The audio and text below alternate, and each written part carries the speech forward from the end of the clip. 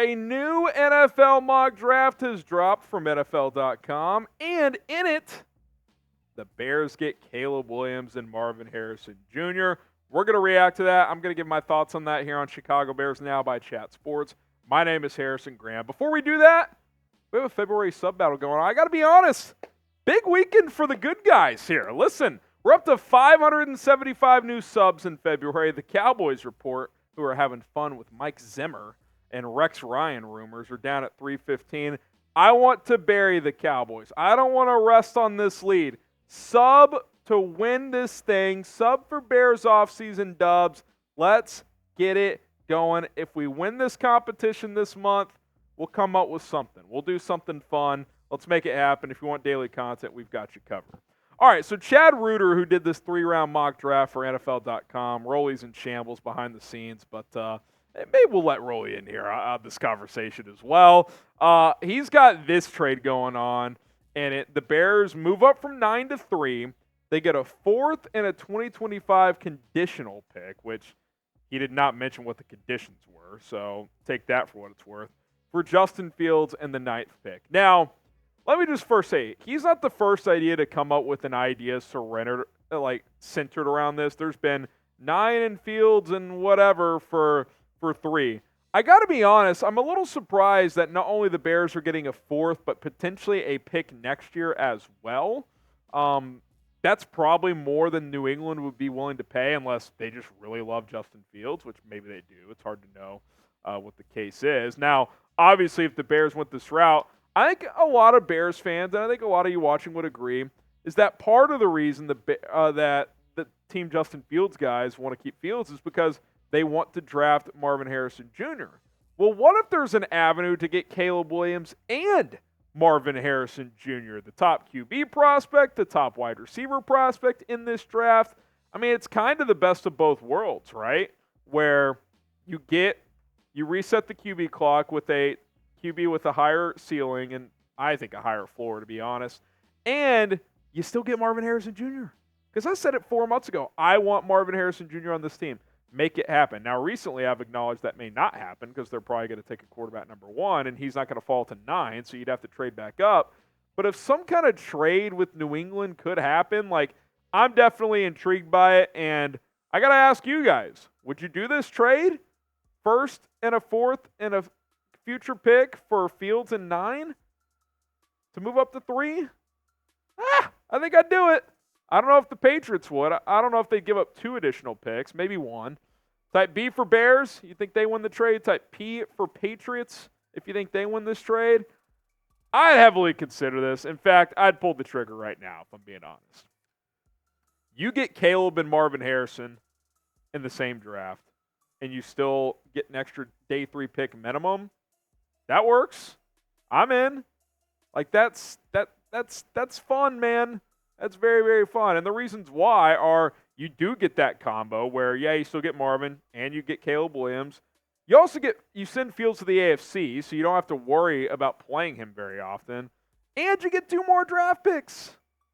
That's hard to pass on, man. What if that conditional pick's like a day 2 pick next year if Fields plays well? So, listen, it's going to be interesting to see, if and when the Bears make the determination that they're trading Justin Fields, and B, what that value is going to be.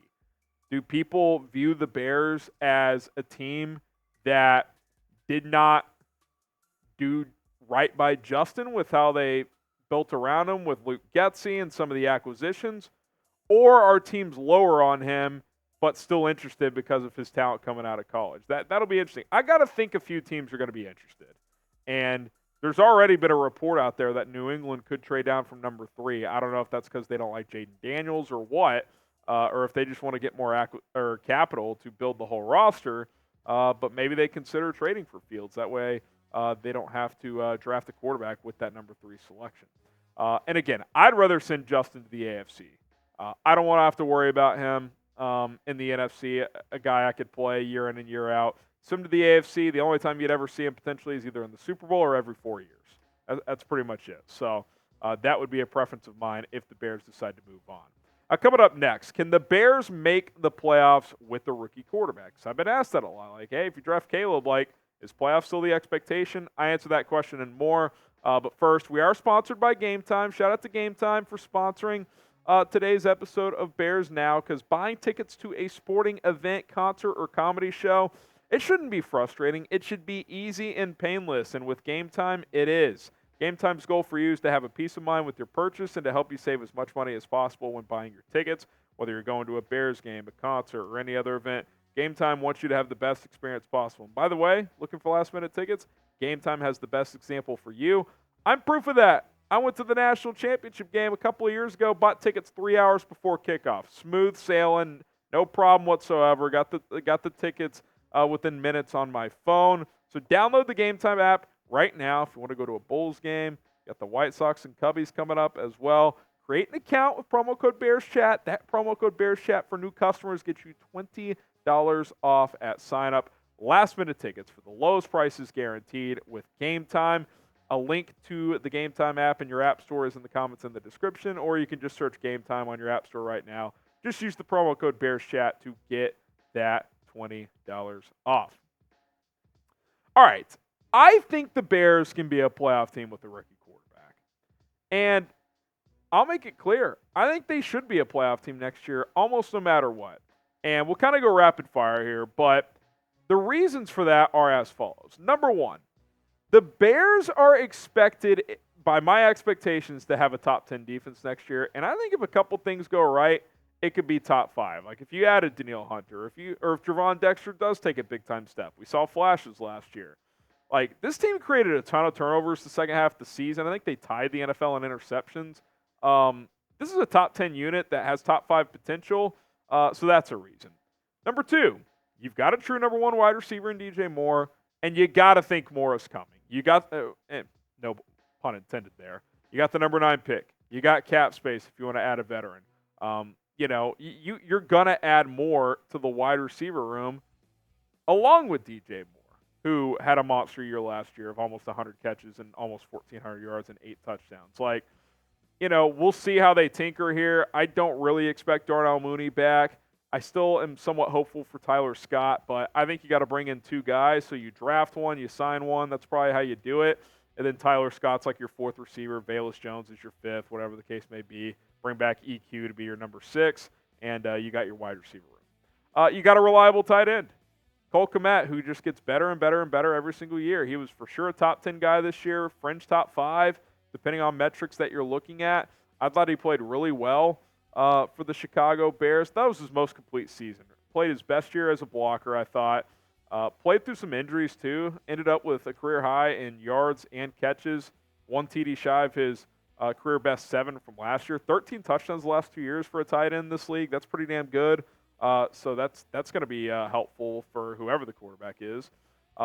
In theory, you have an upgraded coaching staff. I mean, I don't think it can get much worse than Luke Getsy and company. Shane Waldron's got some skins on the wall. You get Thomas Brown to be a pass game coordinator when he's had head coach interviews. That's pretty significant.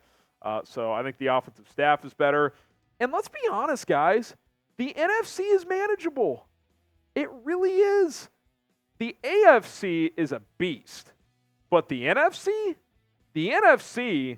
you can be competitive in right now. They were competitive this year. They blew 3 games. Like, I look at the top NFC contenders right now. The 49ers, they're still going to be really good.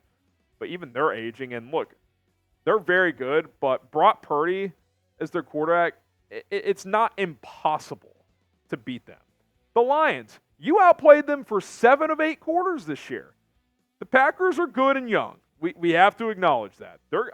I view them long-term probably tougher than the Lions, if I'm being honest, especially when you factor in they've just completely owned the Bears. Cowboys, does anyone trust the Cowboys? I mean, they win 10 games a year. I get it, but, like, that's not some crazy threat. Same with Philadelphia. Like, they're going to try and retool 2 coordinators that Sirianni's never worked with before. I mean, is that going to work with Kellen Moore? And who did they hire as the DC? Completely blanking now. I don't know who the Eagles DC is. Can someone help me out in the chat? I thought they hired someone pretty good, but again, yeah, Vic Fangio. Vic Fangio, duh. How do I not know that? Hosting Chicago Bears now, but I still have questions about Philly. Like, the point is like even the top contenders have questions. Like the AFC, it's like it's Mahomes, it's Burrow, it's Lamar, it's Josh Allen. You got all these teams like Jared Goff and Brock Purdy are quarterbacking the top 2 contenders. I like Dak Prescott, but he hasn't been good in the playoffs. Like, this should be a playoff team. Like, to me, it's a failure if it's not. Like, you're going to have to fire the coach if you don't make the playoffs, I think.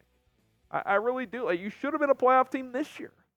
So even if you keep Justin Fields, you should make the playoffs. But, yeah, I have that same expectations for a rookie. This is not Bryce Young walking into Carolina. There is structure in place as long as the coaching is proper, which with the upgrades offensively, you hope that ends up being the case. So what do you think? Is it playoffs or bust for Chicago in 2024? I think it is. Like, if you don't make the playoffs, like, sure, if you draft the QB number 1, you're not going to trade him. But some kind of change is coming, and I would guess that would be to the head coach. So type Y for yes, type in for no if you think it's playoffs or bust. I think it is. But let me know what you guys think. And while you're at it, let's get that sub battle done with the Cowboys report. Come on, Cowboys. It's time to knock them down a peg on the field, off the field, etc. Hit that sub button, youtube.com/BearsNow. Appreciate everybody for tuning in.